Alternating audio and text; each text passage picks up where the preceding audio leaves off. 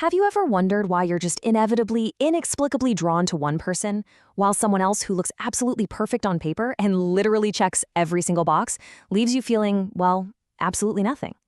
Welcome to today's explainer. For a long time, we've treated romantic attraction like this untouchable mystery, right? Like it's just an unpredictable spark of magic or just plain luck. But what if it's actually much more structured than that? Today, we're going to dive right into the hidden mechanics of romantic attraction. It's literally the ultimate question. Why do we fall in love?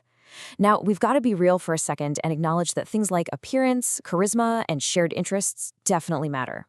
I mean, they get our attention. Swiping right on an app because someone has a great smile, or freaking out because you both have the exact same bizarre taste in music, those things are totally real. But those elements are really just the surface layer.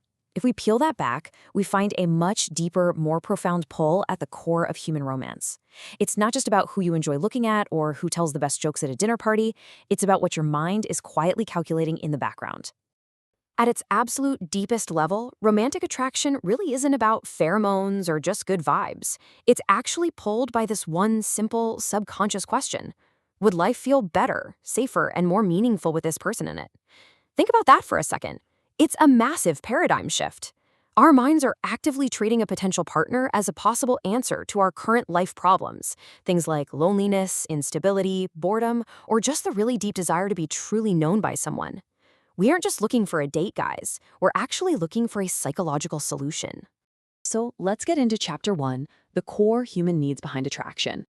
To truly understand this pull, we need to deconstruct the psychological layer. Romance isn't some separate mystical category of human experience. It's actually just a highly concentrated form of our most basic human needs.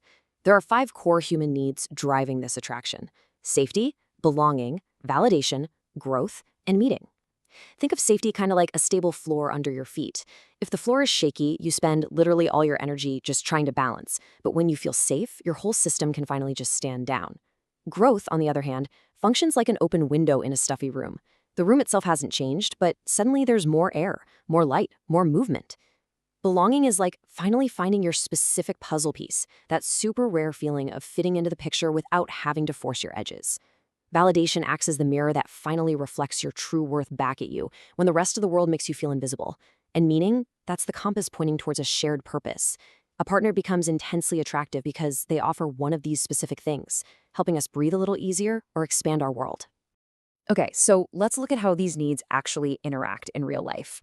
Attraction grows intensely when another person seems to perfectly meet a need we're currently feeling.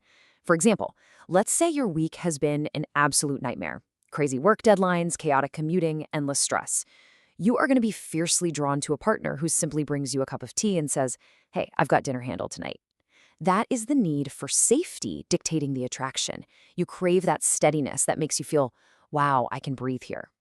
Or if someone is feeling undervalued at their job or in their friend group, they're going to be pulled toward validation, looking for that focused attention and appreciation that screams, I matter here. The underlying need is always the thing holding the steering wheel. Moving right along to Chapter 2, how traits become desirable. So how does a specific personality trait suddenly become something we just can't get enough of? Well, think of it a bit like cooking. Desirability isn't objectively good or universally attractive. Traits are literally just ingredients. Desirability is the flavor that emerges when those ingredients meet someone's current appetite. It's highly, highly personal. What is deeply desirable to you depends entirely on what your inner world is hungry for at this exact moment in your life. I mean, a super spicy ingredient is only appetizing if you're actually craving heat, right? Otherwise, it just burns. Imagine how 2 completely different people might react to the exact same supposedly shining trait. Let's take confidence. One person's brain translates a confident partner into an anchor and a shield. They feel calm, they interpret it as safety and competence. But then, somebody else could look at that exact same confident behavior, maybe a bit of first date swagger, and immediately see storm clouds. They feel distance, pressure, or even intimidation. The trait itself didn't change at all, not one bit. The need behind the response is what's different. Traits actually get a massive upgrade into intense desire through contrast. They do this when they reduce pain, promise reward, or signal future fit. Think about your own past crushes for a second. Were they offering a completely different energy than what you were experiencing in your own head at the time? If your inner world feels super noisy, stressful, and chaotic, a calm person becomes absolutely magnetic because they promise quiet. They stand out sharply against your current experience. It's literally like stepping from a dim, confined room directly into the bright sunlight. And because of this whole dynamic, what people say they want is often just a label. What they actually feel pulled toward is the outcome. Let's use a fantastic example from our source material. Say someone, we'll call her Ariana, claims she wants an emotionally intelligent partner. Now, she probably doesn't mean she wants someone who can sit there and explain feelings using clinical psychology terms. What she really means is she wants the outcome. She wants conflict to feel repairable, and she wants to avoid being deeply misunderstood. The trait is just a handy symbol for the deeply reassuring experience she's actually craving. Which brings us to Chapter 3, the hidden attraction formula. By understanding this hidden architecture behind our choices, we can prove once and for all that prioritizing certain people isn't random and it definitely isn't inconsistent. Here's the formula, plain and simple. Desirability equals the trait plus the meaning we assign to it, plus our current need. Let's step through this because it's absolutely crucial. People intensely desire the traits that close the biggest gap in their current life. If your biggest gap right now is fear, safety becomes immensely desirable. If your biggest gap is a lack of direction, you're going to find someone who offers meaning and shared purpose incredibly attractive. Or if your biggest gap is a deep feeling of being totally invisible in your daily life, then someone who offers intense, active listening becomes absolutely irresistible to you, simply because they provide the validation you desperately need. And finally, Chapter 4, what this means for real relationships. This framework is actually incredibly reassuring. It offers us a profoundly wholesome resolution, giving us deep empathy for ourselves and for our partners. When you see the system of attraction clearly, suddenly everything makes sense. You can understand your own preferences without calling them random or crazy. You can understand why your friends might totally disagree on who is attractive without assuming someone has bad taste. They just have different inner demands. And most importantly, you understand why what you want changes when your life circumstances change. Having a type simply means you are currently seeking out the specific set of traits that most strongly promise safety, belonging, or meaning at this particular stage in your life. As you grow, your type is naturally going to evolve.